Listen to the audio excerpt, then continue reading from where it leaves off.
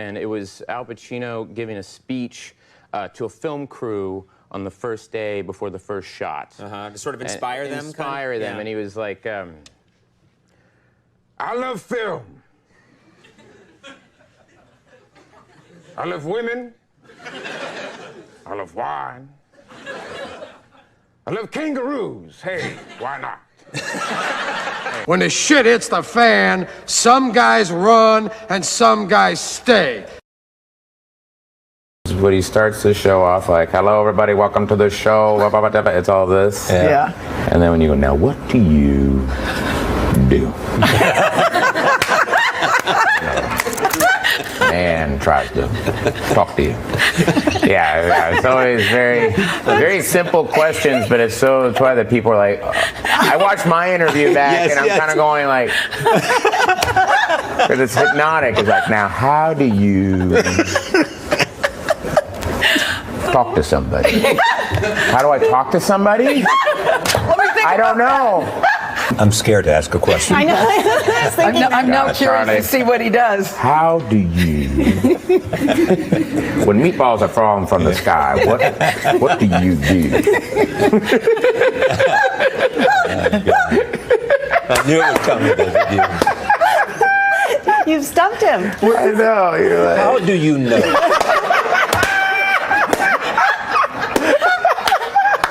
When it's time to go. that's the coolest thing ever. Being John Malkovich. Yes. Malkovich. Yes, that's from the film, yes. I can be John Malkovich. I'm sorry? Hello, my name is John Malkovich. I don't sound anything like that. No, you sound exactly like this. No, I don't. Yes, you do. Oh, no, yes.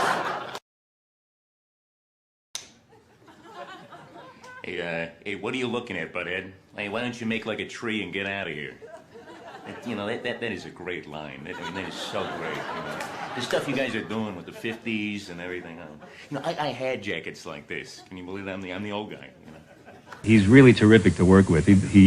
Although he plays this very physical guy, and he's really not. He doesn't do dangerous things in real life. Alan Alda, Formal Doom. Clever girl. That dinosaur comes out and attacks me. Oh, God, you guys, that is great. That is just terrific. And how are you guys going to shoot the dinosaurs? Is it going to be forced perspective? See, that's how we shot Jamie Farr on MASH. Yeah, no, he's only about 2 feet tall. You remember my boy, H.W.? No! I've abandoned my child!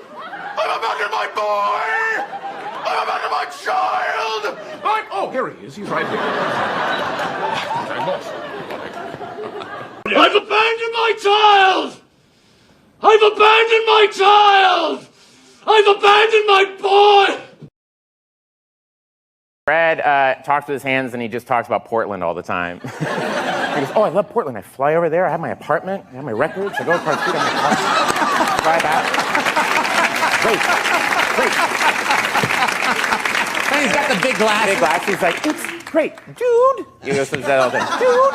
That's not what I do. That's not what I do. I never do anything like that. That's not my deal.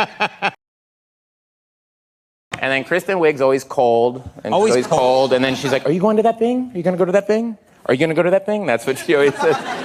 She's cold all the time? She's always cold, like she's a giant space heater with her, just going around like...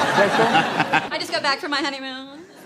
We went to the moon, actually. It's made of honey. And Jason Sudeikis is always chewing gum. He's always like, all right, buddy, how you doing? He sent me a very sweet text after he saw Skeleton Twins. It was so sweet, long text about how much he loved the movie and everything, but I could not read it without thinking of him chewing gum. Like, you did good, buddy. Great performance. Loved it, buddy. Olivia and I loved it. That's how I can picture him trying to give a moving eulogy. Yeah, wonderful guy. Too bad he died. Love him a lot. Beautiful dude. But he's dead. He's dead. She can do the voice of their dog, Astro. Babe, do your Astro voice. Like, he tells you everything about Saturday Night Live, and it's the coolest thing, but I was so exhausted, and he talked the entire time, and he'd be like, and that man was Chevy Chase. And then you wake up, and he'd be like, and Dick Ebersol said, you know, it's really your show. And you wake up, and it's like, and Ray Charles said they all owe me money. And you wake up and he's like, and that's how you grow blueberries in May. Like, the sun is coming up. And I'm looking back and there's Fred and Seth sleeping all peacefully. And I'm like, oh gosh, this is gonna be a quiz, you know? Like, now when did Chevy leave, Bill? Yeah. How do you grow blueberries? How do you grow the blueberries? Do you mash them with your feet? That's wine! There are lots of people who are very good at that, but then there's also cameras, and also the script is constantly changing up to the last minute. Oh, you know what I could do is young Jabba the Hutt. Young Jabba the Hutt's like,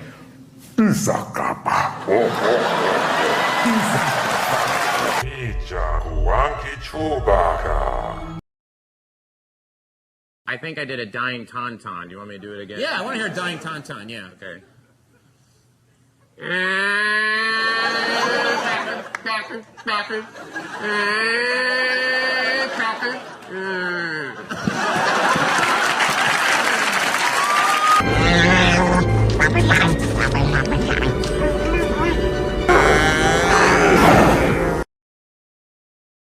I was a PA on an Arnold Schwarzenegger movie called Collateral Damage. That was the big line in that movie was, open up the door, there's a bomb in there.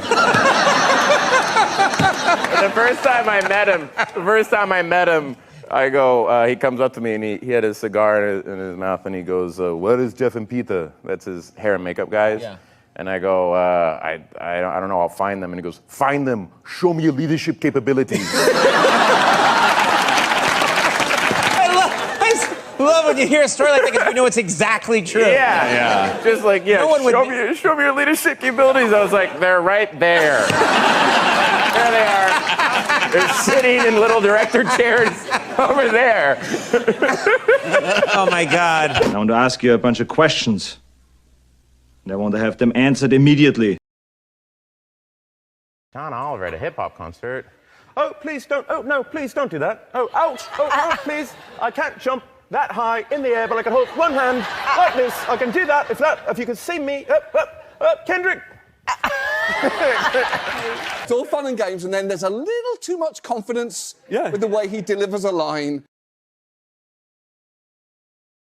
There's a scene, I don't know if you guys remember at the beginning of the movie where we're drunk and we're having fun, and Andy has this big microphone, and he's going like, all right, now, Bill, dance, get up and dance, like Dirty Dancing. Get up like Dirty Dancing right now. And I'm like, what? It's not in the script. So I'm like, Dirty Dancing? He goes, yes, be like Dirty Dancing. Remember, like Dirty Dancing, Patrick Swayze. Be like Patrick Swayze, lifting Jennifer Grey up in the air. And we all lost it. We're like, it's Swayze. You idiot. Intense emotions, adrenaline, a rush of adrenaline. If you can make Larry laugh, he's like, or parties. Or... But he loved Burt Lancaster. Burt Lancaster getting his chowder. Getting his chowder. And they brought him his chowder, and it was in a paper bag. And he said Burt Lancaster looked in the paper bag, and he stared in there for a long time. And then he looked up, and he went, oyster crackers. You forgot the oyster crackers. And I did that, and Larry went, so I just walked around going, oyster crackers. There are devils among us. Communists, liberals, Jews, gypsies. Once these devils will be destroyed, your misery will be destroyed. Henry would talk about People versus O.J. Simpson, and he would go, John Travolta in that, he always uses his hands. His hands are just so It's like they're only made to handle teacups, like little teacups. In this country, we do not look at them and say, you are fabulous the way you are. Judd Steak is you say something to him and he goes, oh, that's funny. Oh, that's funny. That's very funny. He sounds like he's had a cold since he was 2 years old. And he's always like, oh, that's funny. That's funny. I like that. That's good. Yeah, that's good. And then he'll say, like, you know, his answer to everything, he's like, you know what the interesting thing is? You just want to see how up you are. You know? And Amy Schumer were like, right? Yeah. Like, you know, just like how just totally, you know, you know. Little air coming out of his Just mouth. a little air coming out. Yeah, his death rattle will be like, you know. You lost it. And you care about her and you care about her struggle, and that's what makes you invested in. I tried on so many glasses, and then I go, what should I wear? And they go, well, Seth, what do you think? And he's like, I really don't give a shit. He can literally wear like whatever the he wants. I mean, I don't really care. It makes zero difference to me. It's like, I mean, no one cares. And then literally one day they were just gone. He's super stoked to be there, you know, just like, yeah, oh, boom. You know, like, he's like, wow. He's just immediately excited when he walks into a room. And so he comes over and he sits next to me, and I think he had been briefed on some of the supporting guys, but he was like trying to place me, you know? So he sat down next to me and he's like, I love your work. And I went, oh, thanks. I love your work too, Tom Cruise. You know, like, thanks. And I go, yeah, you know, I'm friends with Judd Apatow and Seth Rogen, and they went to your house. He went, yes. They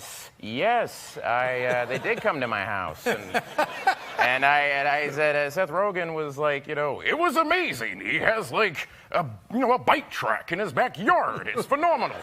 And I did a Seth Rogen impression, and it was like I did a magic trick. Tom Cruise was like, yeah. Wow. And he points to me. And he pointed at me and he goes, you do impressions and you're on Saturday Night Live. And I went, hey. It was like you won a game show. See, this is the good part, Pecker. It's when Joe gets fun. Yeah. Ask, and you shall receive. All right. You play ball, we play ball. I know you want the goodies. Welcome to the goodie room. You paying attention? Because I'm talking G5, Pecker. That's how you're gonna roll. No more frequent flyer bitch miles from my boy. My wife and I like watching Dateline, the Keith Morrison on Dateline, the guy. And I don't know if you guys have seen him. He's the Dateline guy who tells these horrible stories and very sing-song like, oh, look at this. Yeah, he's always talking about like a horrible crime, a horrible thing that happened in someone's life, but his demeanor doesn't match what he's saying. He's so stoked about it. And yeah, one time he went, he goes, but then there was that DNA. Oh, that pesky DNA.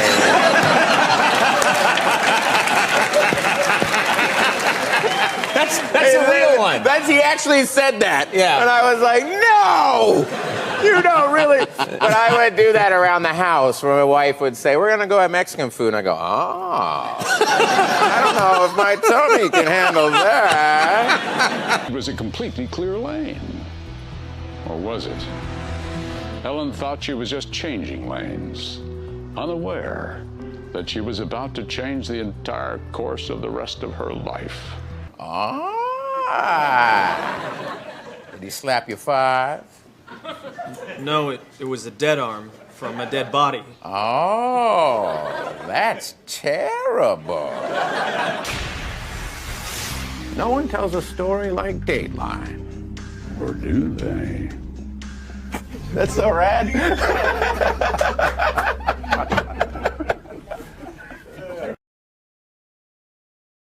He always says you could have a drinking game with this every time he'll do this. He goes, so you found a dead... Now, most people, when they find a dead body in their house, they call 911. But you didn't do that, did you?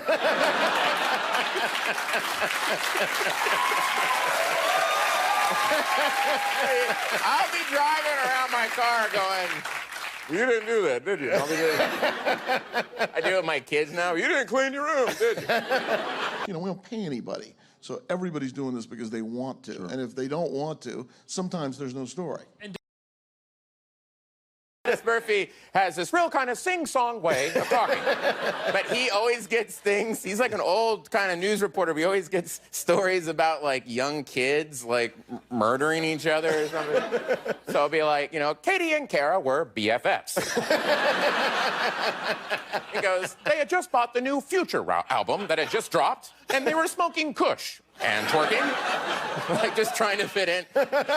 He's like, their LOLs quickly turned to WTFs. Hey everyone, Dennis Murphy here. No tricks, just treats. It's him with an expired gift certificate for a dozen donuts. Do you mind? He's like, I would like to buy a dozen donuts with this gift certificate. And I'd also like your biggest bottle of Yoo-hoo. I'm sorry. I see. Well, how much are the donuts without the gift certificate? I see. Thinking that we would settle there because we had fancied the idea of meeting up and getting to know with these strange Americans whom we had come to like.